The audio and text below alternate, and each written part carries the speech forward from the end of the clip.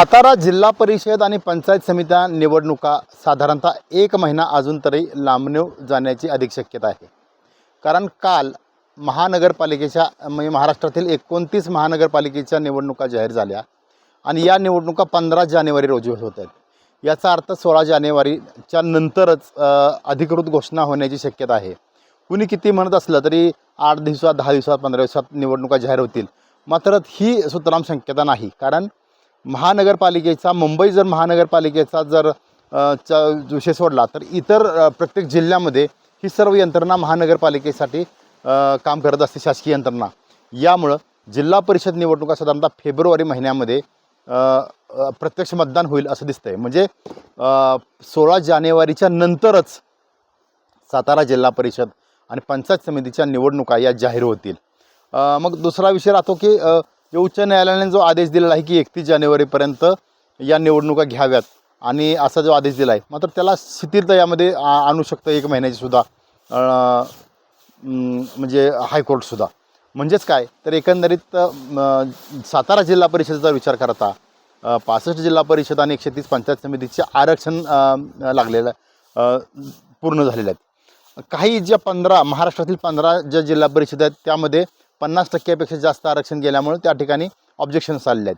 हे ऑब्जेक्शन येत्या 1 महिन्यात साधारणतः दूर होतील असं एकंदरीत कालच्या निवडणूक आयोगाच्या बोलण्यावरून जाणवलं. म्हणजेच काय तर सातारा जिल्हा परिषद आणि पंचायत समितीच्या निवडणुकीसाठी अनेक इच्छुक उमेदवारांनी आता आपापल्या मतदारसंघामध्ये गाठीभेटी असतील किंवा वेगवेगळे कार्यक्रम असतील आणि सगळे यंत्रणा खर्चसुद्धा करायला चालू केलेले आहेत. मात्र या निवडणुका साधारणतः 1 महिन्याच्या पुढे गेलेल्या दिसत आहेत. आता विषय राहतो सातारा जिल्ह्यामध्ये सध्याची राजकीय परिस्थिती काय बदललेली परिस्थिती दिसते ती. आता सातारा जिल्हा परिषदेमध्ये जिल्ह्यात बघायला गेलं तर आता नगरपालिकेच्या निवडणुकीची रणधुमाळी नुकतीच झाली. आता 2 नगरपालिका बाकी आहेत, महाबळेश्वर आणि फलटण. हे 20 तारखेला होत आहेत. मात्र महायुतीमध्येच कुस्ती पाहायला मिळाली. अर्थात होणारच कुस्ती, कारण ज्यांची जिथं ताकद आहे तो आजमावण्याचा नक्की प्रयत्न करणार. मात्र अशा परिस्थितीमध्ये आगामी जिल्हा परिषद पंचायत समितीमध्ये महायुती होईल का तर अजिबात होणार नाही. माझं स्पष्ट म्हणणं आहे की आगामी सातारा जिल्हा परिषद निवडणुकीमध्ये भारतीय जनता पार्टी, अजित पवार यांची राष्ट्रवादी आणि एकनाथ शिंदे यांची शिवसेना ही एकमेकाच्या समोर लढताना दिसेल. प्रत्येक आपापलं ताकद आजमावण्याचा प्रयत्न करेल. कारण प्रत्येकाची जी पॉकेट्स आहेत ते ठरलेले आहेत. त्यातच पाटणमध्ये, कोरेगावमध्ये आणि फलटणमध्ये सुद्धा रामराजेच्या माध्यमातून शिवसेना बळकट होताना दिसते. मात्र एकंदरीत कराड दक्षिण, त्या कराड उत्तर, त्यानंतर सातारा जावली, खटावमान यासारखे जे पॉकेट्स आहेत ते स्ट्रॉंग करण्याचं काम या ठिकाणी भारतीय जनता पार्टी करते. त्याचबरोबर राष्ट्रवादी काँग्रेस, अजित पवार गटसुद्धा वाई मतदारसंघामध्ये सुद्धा आणि काही अंशी कराड दक्षिणमध्ये सुद्धा या ठिकाणी राष्ट्रवादी काँग्रेस पक्षानं भक्कम पाळमुळे या ठिकाणी रवलेले आहेत. याचा अर्थ असा आहे की आगामी जिल्हा परिषद पंचायत समिती निवडणुका या स्वबळावरच लढल्या जातील. त्यातच काँग्रेसने एक आता घोषणा केलेली आहे की आगामी सर्व निवडणुका स्वबळावर आणि हाताच्या चिन्हावर लढवण्याच्या.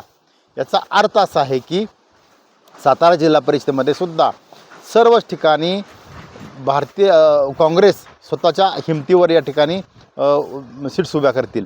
याचा जर उद्धव बाळासाहेब ठाकरे याचबरोबर शरद पवार यांची राष्ट्रवादी जर बघितली तर ती सुद्धा एकत्र येऊन लढतील असा भाग नाही. कारण उद्धव बाळासाहेब ठाकरे यांची शिवसेनेची ताकद सातारा जिल्ह्यात काही ठिकाणीच आहे. बऱ्याच बहुतांश विधानसभा मतदारसंघात खूप कमकुवत या ठिकाणी पाहायला मिळते उद्धव बाळासाहेब ठाकरेंची शिवसेना. याचा अर्थ असा आहे की सर्वच पक्ष स्वबळावर लढतील आणि बॅलेट पेपरवर साधारणतः 10 ते 15 तुम्हाला चिन्ह यावेळी नक्की पाहायला मिळणार आहेत. आता विषय राहतो तो म्हणजे सातारा जिल्हा परिषद निवडणुकीच्या आणि पंचायत समितीच्या पार्श्वभूमीवर शासकीय यंत्रणा तर सज्ज झालेलीच आहे. मात्र राजकीयसुद्धा सर्वच पक्ष या निवडणुकीसाठी सज्ज आहेत. मात्र महायुतीमध्येच या ठिकाणी कुस्ती पाहायला मिळणार आहे.